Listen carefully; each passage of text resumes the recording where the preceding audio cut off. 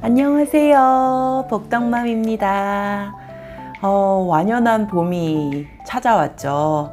그리고 벚꽃도 예쁘게 피었다가 이제 조금 좀 시간이 지나서 벚꽃도 이제 지는 모습을 보게 되네요.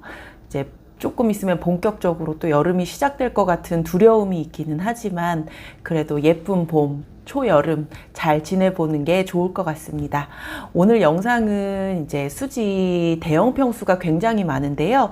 이렇게 관리비가 겨울철에도 조금 많이 나온다는 얘기들을 좀 많이 하시기도 하고 걱정도 많이 하시고, 그래서 수지 쪽으로 이제 큰 평수 매수하시려고 할 때 관리비 부분을 많이 걱정하시는 것 같아요. 근데 이게 이제 매수일 수도 있고, 임대차 같은 경우에도 관리비가 너무 많이 나와서 큰 평수를 살아도 될지 말지 고민이 된다는 손님들의 말씀을 많이 듣고 이 영상을 좀 만들었습니다.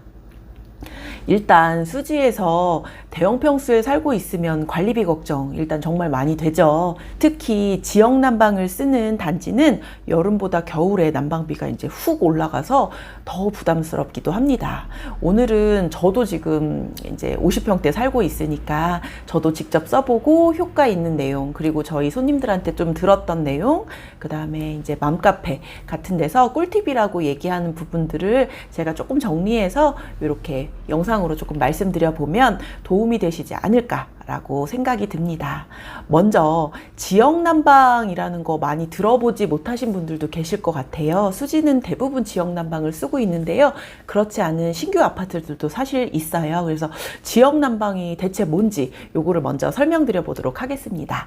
지역 난방은 중앙에서 열을 만들어서 배관을 통해서 공급하는 방식입니다. 그래서 일단 기본 요금 플러스 사용량 요금을 구조로 되어 있어서 사실 안 써도 기본 요금은 무조건 조금씩은 나오게 됩니다. 수지에서는 동천동, 죽전동, 상현동, 성복동 일대가 대형 평수가 많이 있고요. 평균 겨울철 난방비가 꽤 많이 나오는 경우가 있어요. 특히 대형 평수 같은 경우에는 아무래도 이제 넓은 면적을 데우기 위해서 이렇게 조금 난방비가 조금 더 나오는 부분은 있고요. 그럼 이제부터 꿀팁 들어갑니다. 많이들 알고 계실 수도 있는데요. 한번 복기하는 차원에서 같이 봐주셨으면 좋을 것 같아요. 첫 번째는 온도 유지입니다. 자주 껐다 켰다 하면 오히려 더 많은 열량을 필요로 해서 비효율적입니다. 저는 보통 20도, 21도, 조금 추우면 21도 정도로 일정하게 좀 유지하는 편이었고요. 그렇게 일정한 온도를 유지하면 꺼졌다 잠깐 켜졌다 요게 이제 조금 반복이 되거든요. 그리고 이제 습도 맞추는 것도 좀 중요해서 아무리 추워도 겨울철에 환기 같은 것도 하루에 한두 번 약간 짧게 5분 정도 이렇게 해주는 것도 효과가 좋다고 합니다. 그리고 두 번째는 타이머와 구역별 난방입니다. 방마다 난방이 따로 되는 구조라면 자주 쓰는 공간만 켜주시면 좋을 것 같아요. 거실하고 주방 같은 경우에는 낮에 많이 활동하기 때문에 낮 시간에 조금 켜주시면 좋고, 안방은 이제 취침 시간 이렇게 해서 맞춰두시면 낭비를 줄이고 좀 실용적으로 활용하실 수 있을 것 같아요. 요것도 이제 개별 이제 밸브가 또 이렇게 다 있어서 그것들을 좀 조율해도 되고, 이제 방마다 이제 개별 온도 조절기를 또 이렇게 설치하는 곳들도 있어요. 보통은 이제 거실 한가운데 하나만 딱 있거든요, 벽면에. 근데 이제 요거를 세부적으로 조율하시기 위해서 개별 난방 조절기를 또 방마다 설치하는 경우가 있는데, 그러면 좀 미세하게 조절이 가능하니까 이렇게 활용하시면 좋을 것 같습니다. 그리고 세 번째는 우리 다들 중요하게 생각하는 거죠. 단열입니다. 특히 베란다 창문이나 문틈 사이로 외풍이 정말 많이 들어와요. 그렇게 되면 난방을 아무리 해도 금방 식기 마련이거든요. 그래서 단열 커튼이나 문풍지, 단열 필름 이런 것들만 겨울철에 잘 활용을 하셔도 난방비의 10% 정도는 저는 절약할 수 있지 않을까라는 생각이 듭니다. 그리고 구축 아파트 샤시 같은 경우에는 만약에 이제 새로 집을 매수해서 공사를 하길 원하신다면 샤시는 꼭 교체하시는 게 좋을 것 같습니다.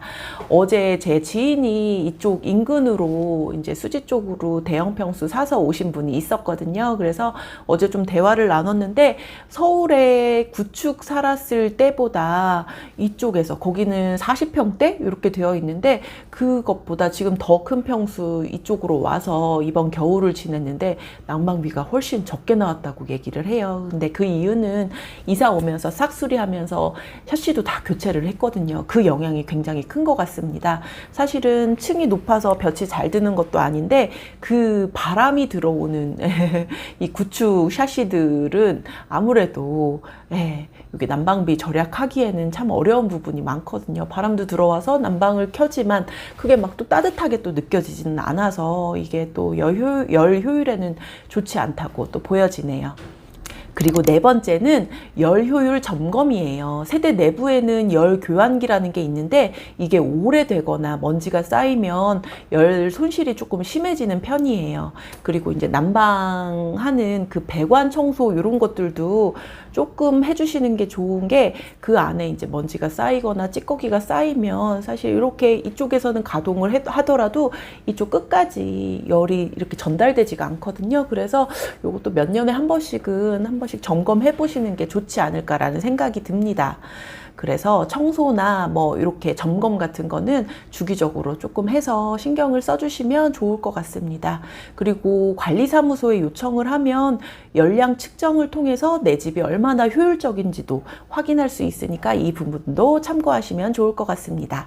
그리고 다섯 번째는 요거는 꼭 난방비만 해당되는 건 아니지만 관리비 전체를 조금 줄이고 싶다고 생각을 하시면 내 그 관리비 항목을 우리 단지의 관리비의 항목을 좀 꼼꼼하게 살펴보는 것이 필요할 것 같아요. 난방 외에도 사실 승강기, 경비, 청소, 인건비 뭐 여러 가지 다양한 항목이 포함되잖아요.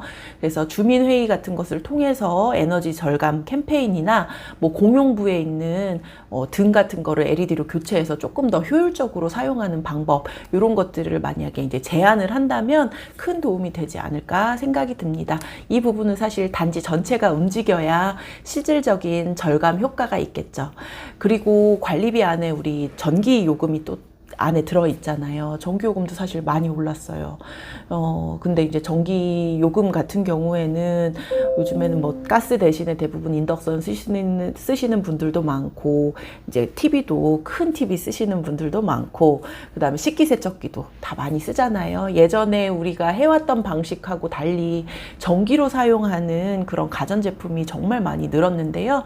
근데 이런 부분들은 사실은 어쩔 수 없이 좀 활용을 해야 되는 거니까 그런데, 그렇지 않고 그 외에 이제 소형 가전들이 굉장히 전기 요금을 많이 발생시킨다고 하더라고요. 그래서 저도 이제 신혼 때부터 조금 하고 있는 게 뭐냐 하면, 특히 전기밥솥도 우리 이제 밥이 남아있으면 항상 이렇게 조금 오랫동안 켜놓잖아요. 근데 거기에 이제 시간이 표시가 되어 있는데 뭐 20 몇 시간, 뭐 30 몇 시간 이렇게까지 남겨두지 말고, 이제 밥이 있으면 이제 먹을 거 조금씩 해서 퍼놓고, 만약에 한 공기나 두 공기 남아있으면 저는 보통 이제 또 그릇에 담았다가 냉장이나 냉동 보관해서 나중에 데워 먹는 방식으로 하고, 전기밥솥은 조금 코드를 뽑거든요. 그리고 그것도 하고, 전기포트 같은 경우에도 정말 쓰고 바로바로 코드도 뽑고, 그 다음에 우리 많이 쓰는 전자레인지, 에어프라이어 이런 것들도 상시 이렇게 꽂아 놓지 말고 그 사용하고 나면 바로바로 뽑는 습관을 기르면 좋을 것 같습니다. 그리고 뭐 짧게는 2, 3일 아니면 긴 여행을 가실 때는 모든 플러그들은 다 뽑아 놓는 게 사실 조금이라도 절약할 수 있는 꿀팁이 아닌가라는 생각이 듭니다. 사실 이렇게만 해도 관리비가 조금씩 달라질 것 같아요. 저도 그렇게 몸소 체험을 했고요. 겨울철 난방비는 사실 뭐 추우니까 어쩔 수 없는 고정비라고 생각했는데, 약간 관심을 가져주시면 조금 더 뭐 그게 이제 많게는 뭐 5만 원, 10만 원 이렇게까지도 절약할 수 있는 부분이니까 이 부분은 참고하시면 좋을 것 같고요. 만약에 여러분들만의 절약 꿀팁이 있다면 제 영상 하단에 댓글로 남겨주셔도 너무 감사하게 저도 공부를 하게 될 것 같습니다. 그럼 오늘 영상이 도움이 되셨으면 구독, 좋아요, 알림 설정 아직도 안 하신 원하시는 분 있으면 해주시면 정말 감사드리겠습니다. 그리고 앞으로 공인중개사인 복덕맘 통해서 궁금한 내용들을 댓글로 남겨주시면 제가 다음 영상에 소재로 조금 쓸 수 있으니까 그렇게 남겨주시면 저도 큰 도움을 받을 수 있을 것 같습니다. 그럼 오늘 하루도 행복하시고 주말 잘 보내시길 바랍니다. 감사합니다. 감사합니다.